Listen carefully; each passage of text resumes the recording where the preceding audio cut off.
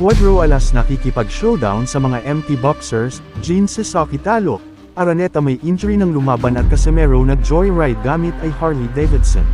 So una sa mga balitang boxing ay sa isang short video released by Cuadro Alas ay pinakita niya ang comparison ng shadow boxing workout niya versus empty boxers. Sino sa palagay ninyo ang nagpapakita ng may magandang technique, speed, footwork and rhythm? As per commenters na may mga boxers daw na ang ganda at ang bilis sa practice pero napakalamya sa actual fight.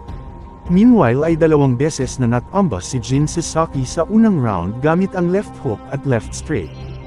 Naging madaling puntirya ang Japanese fighter dahil nakatayo lang siya, handang tanggapin ang parusa. Sa ikalawang round, tinangka ni Sasaki na i-pressure si Norman Jr., ngunit nataman siya ng isang matigas na right hook na nagdulot sa kanya ng hindi maganda. Sa ikalimang round napagod si Sasaki ngunit determinadong ipagpatuloy ang laban hanggang sa tumama siya sa katawan ngunit nataman ng malakas na counter left hook, na nagpatamba sa kanya at nangangailangan ng stretcher para ihatid siya. Sa ibang balita ay dismayado ang lahat ng mga Pinoy boxing fans sa pagkatalo ni Araneta sa kamay ni Simsri via split decision. Sabi ng iba kung bakit walang adjustment ang ginawa sa corner ni Araneta after makascore ng knockdown sa third round. Naging maingat na si Simsri at iniwasan na niyang pumunta sa kanang para hindi mas apple sa straight left ng Pinoy. Kapansin-pansin rin na hindi bumitaw ng kanang kamay si Araneta hanggang natapos na ang scheduled 12 rounds at nagrelay lang sa left hand nito. Sa huling balita ay habang stress ang mga bashers ni Cuadro Alas ay chill lang ang angas ng Pinas na relax at nag-enjoy sa road trip gamit ang mamahaling motor.